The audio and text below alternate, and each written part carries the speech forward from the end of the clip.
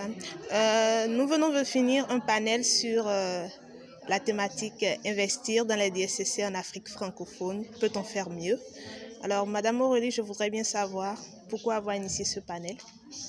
Eh bien parce qu'en fait on est face à un paradoxe en Afrique de l'Ouest francophone. À la fois on voit une énergie extrêmement importante portée notamment par des acteurs et des actrices comme les jeunes féministes qui veulent faire avancer la question des droits en matière de santé et de reproduction.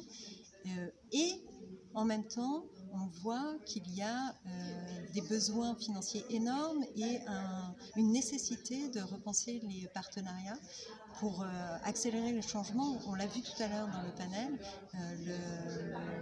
les ODD ne sont pas prêts d'être, en particulier l'ODD 5, n'est pas prêt d'être atteint au rythme des investissements actuels. Il y avait 7 panélistes avec vous, dont mademoiselle Alessia Karine. Je voudrais bien savoir quelle a été votre contribution sur ce panel. Quelles sont les grandes lignes de votre intervention? Ok, sur ce panel, nous avons discuté des investissements en droit, santé, sexuelle et de la reproduction. Nous avons parlé d'abord de pourquoi est-ce qu'il faut investir en fait en santé de la reproduction de tout le monde, des jeunes en particulier.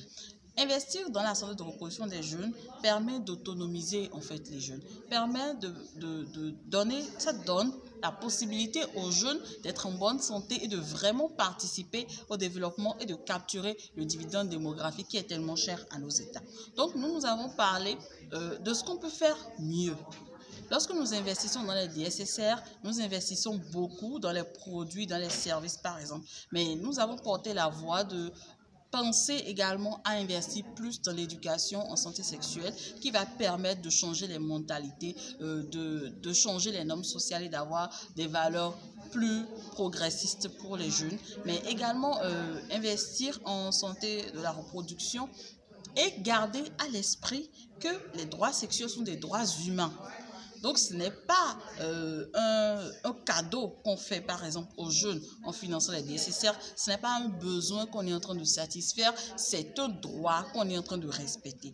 Enfin, nous avons beaucoup axé, nous, jeunes féministes, notre intervention sur la redevabilité, sur cette question-là de questionner les détenteurs de pouvoir sur leurs engagements envers les jeunes, envers les femmes et de leur demander, mais vous avez promis telle chose, qu'est-ce que vous faites? Donc, en gros, c'est un peu sur ce angle-là que les jeunes féministes ont intervenu dans le panel. Et c'est quoi les prochaines actions? Le panel est fini, des recommandations ont été émises, il y a eu des interventions dans le public et tout. On se demande alors, c'est quoi la suite?